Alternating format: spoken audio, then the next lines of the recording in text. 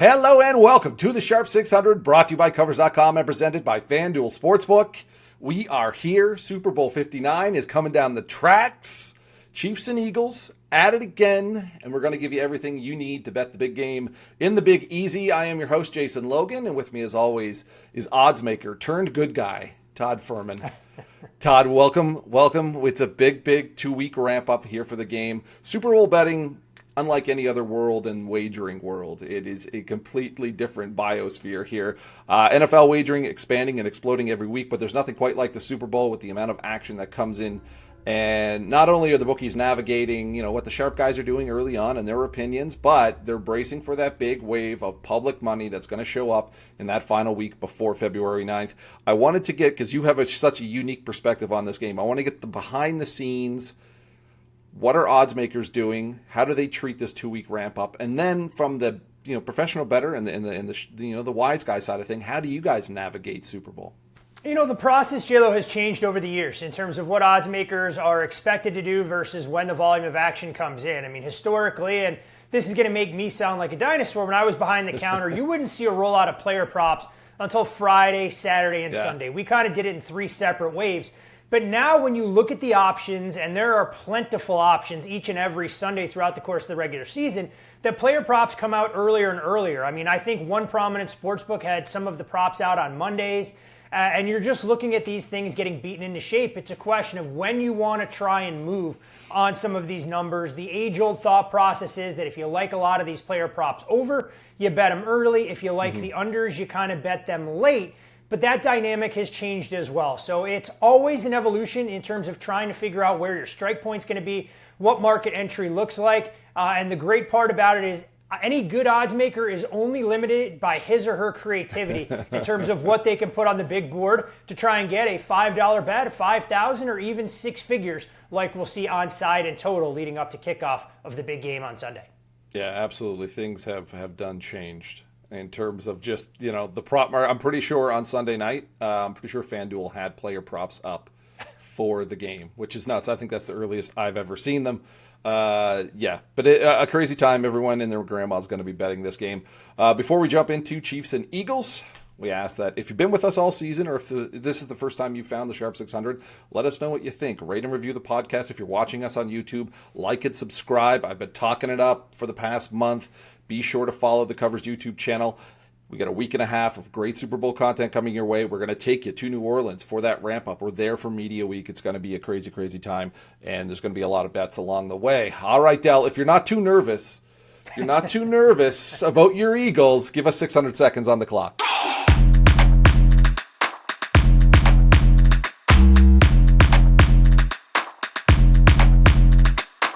All right, Todd, Super Bowl time. Let's start with the point spread. The look-ahead line was Chiefs, -1.5. That's where this market's pretty much opened. We saw some movement to 2, now back to 1.5. I guess when the spread is this short, is it a money line or is it an ATS debate? What's the best course of action to go, regardless of what side you like? For the books, they're going to love a 1-point potential outcome here. If this game does fall Kansas City by 1, it probably allows them every opportunity to collect the dollars that are out there. But I think when you look at a number here at 1.5, you mentioned, Jason, that it was the look-ahead number. We didn't see much in the way of an adjustment, and I can't argue with what odds makers have hung here. We know the storylines about Patrick Mahomes and how Kansas City raises their level of play in a game of this magnitude. Philadelphia working with a little bit of revenge for what got away from them late 2 years ago. For me, look, I think the underdog makes a world of sense in this particular spot. I think Philadelphia has the more talented roster. The age-old question, can they get over the deficiency at head coach and quarterback, the two arguably most important positions and X's and O's executors in a game of this magnitude? That's right. You mentioned coaching, and Dell went ghost white when you said that. And I'll have a little side action on this. We'll get to that later. Super Bowl total. Now, the look-ahead before the Championship Sunday games was played was as low as 45.5 points for this particular matchup. After that NFC offensive outpouring, it was 48.5. That's where it opened. We saw it run up to 49.5. That's where it's holding steady. Now, the over is a very popular bet among the public players in Super Bowl. And could we see a 50.5, with that key number of 51 being kind of the cutoff point? My feeling is we see more under money than we do over money. It'll be interesting to see when that particular market move comes in. You mentioned how the spread hasn't really moved based on the results that we saw from Championship Sunday, but the total up substantially through that key number of 47. And you can understand a little bit why when Philadelphia breaks a conference championship record with a 55-point outburst against the much maligned Commanders defense. And on the flip side of things, that Kansas City Chiefs offense that had been in a perpetual state of hibernation finally broke through that 30-plus point threshold with a 32-point outburst against the Bills. So I can understand why the total's a little bit higher, but I do expect under money to come in. We'll just see how big a say the public has and where this number ultimately settles. Yeah, I said in one of my articles this week, I said comparing the Commanders and the Chiefs is like, do you want to swim with dolphins or do you want to swim with great whites? That's what they're looking at there with Kansas City. The Super Bowl prop market, you mentioned these props coming out quicker and quicker every single year. And the list is, in the thousands and thousands of options. Now, one of the first bets I did make was I took Jalen Hurts over his rushing yards at 35.5, and that market is now up to 40.5. Star player props tend to see a lot of money on the over and move. I did take George Karlaftis to score a sack in this one, plus 116 to get a sack. You got the Eagles O-line, maybe less than 100%. You got Dickinson's knee, Juergens' troublesome back. KC wants to come after Hurts, and we've seen his splits when he throws that football is not fantastic. And Karlaftis has been the big disruptor. He was the guy that was in Josh Allen's face. He had 3 sacks in that divisional round. He had 8 sacks on the season. If you look at a lot of the projections, he's the one player that the Super Bowl projections expect to get a sack in this game. And it's a market that's as low as minus 120 at other books, but FanDuel giving you plus 116 on this prop. Any early props that you got down on for this game, Todd? So you mentioned the sack market, and it's not one that I've moved on yet, but I'm very curious when it's widely available, the over-under in total number of sacks that we typically see is a bet that I gravitate towards under. But in this matchup, I think Kansas City's offensive line is a real concern with the ability for Philadelphia to generate pressure on the interior. So that's a market that I'm eyeing. The challenge that I wait for here, Jason, is trying to hope that more of these books come up with widely available numbers that are out there. Did nibble small on A.J. Brown over 68.5 receiving yards. I do think that his prop is only going to see a little bit of one-way traffic. Not sure it's a position I necessarily want to keep, but if it does get up into the mid-70s, I'll have a myriad of options. So nothing substantial by any stretch right now. Do have a prop that I bet a little bit bigger that I'll share later on in the program. All right. And when it comes to props, are you buying into set a narrative? So if you're betting Kansas City to cover the spread or the game to go over, should you be following that course that's laid out? You want to take the receiving yards over or the passing yards over, the passing touchdowns over. Is that the way that is the best way to approach prop betting here? Usually there's a connective narrative to try and get you to the window for all of that, but that becomes the challenge. Is the last thing you want to do is go all in on a game script. It goes awry and not leave yourself any out. So I think you have to handicap the side in total one way, and then you're looking at the individual player props based on matchups. But there's no doubt, plenty of opportunities that I've had in the past where you go, look, this is a negative game script. I'm in big time trouble, but last week it worked out in my favor with the Commanders abandoning the run and Brian Robinson falling on 36 rushing yards. Yeah. Super Bowl MVP. This is a unique market. I've never seen a running back this low on the board. In 20 years of being involved in the sports betting business, Saquon is that second overall favorite. I'm set up pretty good. I got plus 550 on Saquon to win MVP. And I feel like I could go Mahomes MVP at plus 120 and then turn the TV off and be happy.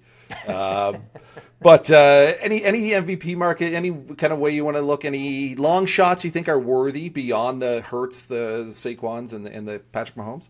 I'm very curious if we're going to get a couple of sports books hanging a yes, no on the big three. Can I get Mahomes, Saquon Barkley, and Jalen Hurts against the field? That'd be a market that I'd be inclined to lay a pretty big price because I'm not sure there's a path for a lot of different players to try and get in there, especially on the Philly side, unless it's a 13-10 game. Now, for Kansas City, it's maybe a little bit of a different dynamic because if Mahomes went out there and threw for 150 to 175 yards and they found a way to have a big game for Travis Kelce or Xavier Worthy, they could go in a different direction. But I think it's big three or pass, and kudos to you for locking up the plus 550 on Saquon Barkley. I think Jalen Hurts' number, if it continues to drift, gets more and more intriguing as well. Yeah, I mean, a quarterback to win MVP seems to happen. I think it's like 36 or 33 times out of the 58 past Super Bowls. I had Harrison Butker last year, and he had 4 for 4, sent the game to overtime. I was really holding out hope that he would kick a field goal to win the Super Bowl, and that was pretty good. And he's plus 20,000 right now. I'm looking at maybe like a defensive player, like a Trent McDuffie, someone that could maybe score an interception or two, make a big difference. He's going to be matched up. I'd say Chris Jones, if he can be a difference maker. You mentioned George Karlaftis, or if Jalen Carter can be a game wrecker on the interior. There is a path for a couple of those guys to potentially throw their hat in the ring. Yeah, and it gets pretty big. I mean, we're looking at plus 28,000 for a guy like Trent McDuffie right now. Touchdown, anytime props for Super Bowl 59. Todd, tee us off, bud. I mean, the one thing that we have grown accustomed to from the Kansas City Chiefs in games like this, they love to provide a little bit of a wrinkle. And as soon as you want to cast a guy to the side, to the scrap heap, he finds his way into the end zone. I think it happens in this game in the backfield. Kareem Hunt, all the buzz. Isaiah Pacheco, 2 extra weeks to heal up that leg.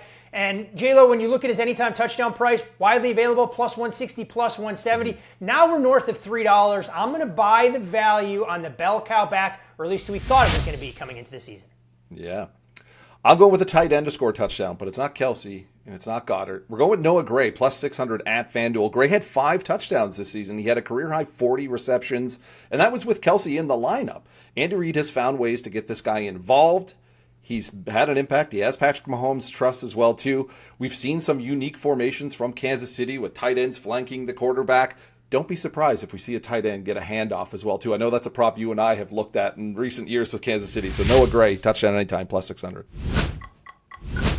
It's 2-minute drill time for Super Bowl 59. Todd, I'm going to start off Kansas City money line. I'm sorry, Dell. I'm so sorry. I hope this doesn't make things awkward in New Orleans or any more awkward than I usually make things. But Kansas City, they just check all the high-level boxes for me. The quarterback, yep. The coaching, yep. The big game marbles, yeah, they got those. But what really does it for me is last year in Las Vegas, after they won, confetti celebration, the only words coming out of those guys' mouths was, let's go win 3. They did not celebrate a second championship. They want 3. That's been the plan all year. I like them here to win it outright, minus 124. And I've been a glutton for punishment. Last year I had the 49ers, thought I had a great early number, and they were going to finally break through against this Chiefs dynasty. Alas, didn't happen. But you know what, Jason? I didn't learn my lesson then, and I'm not going to learn it now. I'm going to take the better roster, 1 through 53, in the Philadelphia Eagles. I think Vic Fangio's addition as defensive coordinator is the X factor here that can throw some complex look, maybe that Patrick Mahomes hasn't seen. I think this Philadelphia Eagles offense is figuring out its balance. I expect the O-line to be healthier, and Philadelphia exacts a measure of revenge. Stop sucking up to the producer. You're not going to get any more I FaceTime. need some. I need You're not filters. getting any more FaceTime, pal. I need filters It to try happened. and clean up this ugly mug. Something to try and help me out and make me look more handsome for our predominantly male audience, I would assume. All right, well, this one should make him happy. I'm going to take a Saquon Barkley over 12.5 receiving yards, minus 115. I bet it last week. He didn't get there, but this guy is one of the best dual threat backs out there. I think the pressure's going to come from Kansas City. He's a great check down. A lot of the projections calling for more than 13 yards, as high as 21 yards. So Saquon could bust this in one catch and run over 12.5 receiving yards. And I'm going to go under 251.5 for Patrick Mahomes. Now, again, market entry here might be a bit of a problem. This thing could drift up, but I think Kansas City's offensive line that's been a concern could be a bigger concern against a Philly team that doesn't blitz, can generate a ton of natural pressure. And we saw a couple of years ago in the Super Bowl against Tampa. That's the way to get to Mahomes from the interior. If the Eagles can do that, it'll force Kansas City into a short control passing game, not the big plays over the top. And there's a major step up in class from that Bills unit that they exposed last week in the AFC title game. Again, sucking up to the producer. I can't believe this. Well, look, I mean, Mahomes could have a under day and KC could win. I mean, yes, Yeah, totally. on the surface there's a correlation, but at the same time, it's not a one-to-one mapping for Eagles' success. He's shaking his head. All right, that is a wrap on this episode of the Sharp 600 podcast. A big thanks to Dell, a big thanks to Todd, a big thanks to FanDuel Sportsbook. Of course, thank you to you for listening in. A quick ask before we go, rate and review, like and subscribe the podcast. Get the good word out there. It's a big game, and a lot of people are going to be betting it. We've got some interesting things to say. So, and again, make sure you're subscribing to the YouTube channel for all that Super Bowl 59 coverage. Todd, we've got a week and a half to get ready here. There are a lot of pitfalls that people can fall into here. What do folks need to be wary of before February 9th? You know, if you're going to bet a lot of these props, try and go in with a little bit of a game plan. Either you're going to look to flat bet or differentiate so you can make sure that you have a little bit more exposure to some of the strongest markets that are out there. And look, while both you and I pick the side in this game, let's not sugarcoat it. The edges are minuscule in that particular market this time of year.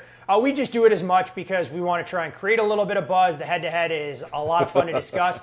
But there are so many different props that are out there. I know people typically fall into the trap of putting up a little bit of money to make a lot. Remember, professional bettors don't bet on things to happen. They bet against them. And there's no shame in looking to lay some of those prices if you think something is mispriced. I would say for my portfolio, once it ends up getting built out, J-Lo, that 70 to 75%, I'll find myself laying $1.30, $1.40, if not substantially more, if I feel some of these over-under for receptions and some of the more off-the-wall props aren't priced correctly in a game of this magnitude. All right. Good advice. And he didn't want us to talk about novelty, but what color is the Gatorade going to be? I mean, do we? He's laughing at me. I got to try and poke around a little bit and see, what Philadelphia's had on the sidelines. I feel like clear could be in the mix. It's definitely not going to be red that I'm betting on if the Eagles go on to win the Super Bowl. And do they even have a green Gatorade? I guess it's lemon lime is the closest. Yeah, we have. no, they do. They do. It'll be there. And I think like purple and red and green have been recent hitters. But I always bet clear/water because it's always on the sideline. I mean, that makes a world of sense. I mean, I'm coming to you for Kendrick Lamar and your breakdown there. I'm not into the huge hip-hop and R&B scene of sorts, so I'm going to need your full in-depth breakdown in terms of what that set list will look like at him, because you're going to be boots on the ground down there on Bourbon Street. That's right. I'll be sitting outside the stadium with the stopwatch and my ear to the door, trying to listen to how long that national anthem's going to be. I appreciate it. Very patriotic of you. All right. Keep it, like I said, keep it tuned in to Super Bowl 59. We will be back next week. We're going to get a little deeper into this game with Todd. And until then, best of luck with your bets.